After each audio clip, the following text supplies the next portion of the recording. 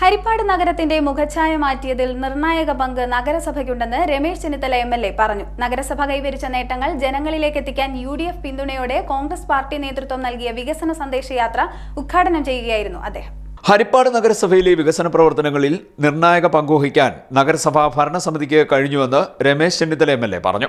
കഴിഞ്ഞ 9 വർഷക്കാലം കൊണ്ട് നഗരസഭ കൈവരിച്ച നേട്ടങ്ങൾ ജനങ്ങളിലേക്ക് എത്തിക്കാൻ യുഡിഎഫ് പിന്തുണയോടെ കോൺഗ്രസ് പാർട്ടി നേതൃത്വം നൽകിയ വികസന സന്ദേശയാത്ര ഉദ്ഘാടനം ചെയ്യുകയായിരുന്നു Ramesh Chennithala. Block Congress committee president John Thomas അധ്യക്ഷത വഹിച്ചു. DCC president advocate B Babu Prasad മുഖ്യപ്രഭാഷണം നടത്തി.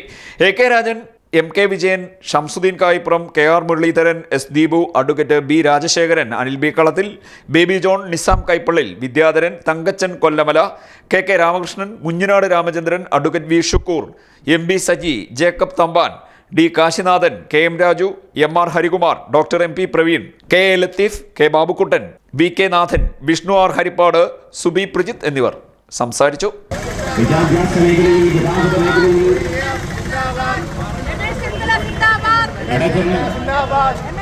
എണ്ണമറ്റ വികസന പദ്ധതികൾ സമ്മാനിച്ച ഹരിപ്പാട് നഗരസഭയുടെ വികസന പ്രയാണങ്ങളെ ഇല്ലായ്മ ചെയ്യുവാൻ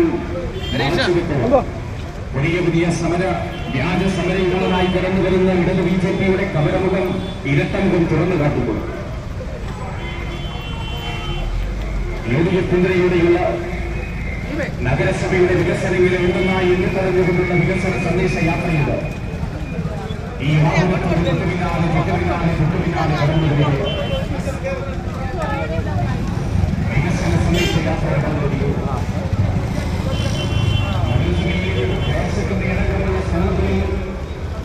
CDNet ന്യൂസ് ഹരിപ്പാട്.